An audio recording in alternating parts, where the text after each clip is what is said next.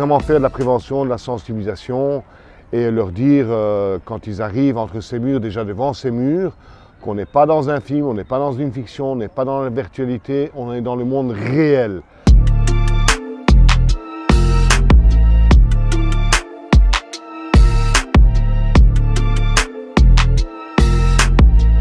Pour apprendre à expliquer à ces jeunes qui ont plein d'émotions de ce que c'est de vivre dans 9 mètres carrés avec 2 ou 3 personnes, où les émotions, en fait, elles sont agglutinées dans 9 mètres carrés. Et c'est important de se dire que ces émotions, elles nous frappent, elles nous détruisent, elles nous stigmatisent. Moi, je suis simplement le milieu et de leur exprimer ce que j'ai envie de leur dire pour avoir fait 10 prisons différentes et d'avoir vécu 18 ans, 10 mois et 17 jours en prison.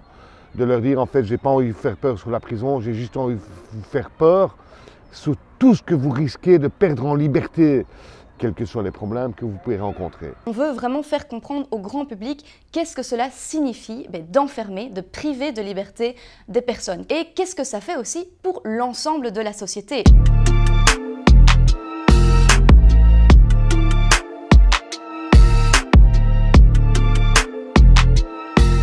À l'heure actuelle, il y a une politique pénitentiaire expansionniste. On construit des nouvelles prisons, on construit des maisons de transition, on construit des maisons de détention, on construit de plus en plus. Tout ça coûte énormément d'argent et ça ne solutionne aucun problème. On sait que les personnes qui sont incarcérées sont majoritairement des personnes qui socio-économiquement sont vulnérables.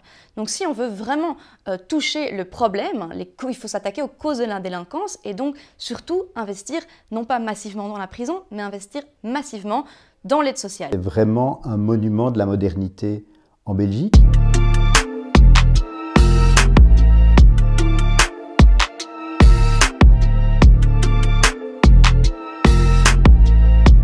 Il arrive en 1884, un an après le palais de justice de Bruxelles, et la Belgique veut montrer au monde qu'elle est à la pointe de la modernité technologique et d'autre part de la modernité scientifique, puisque ce complexe va abriter également des laboratoires d'anthropologie pénitentiaire dès le début du XXe siècle.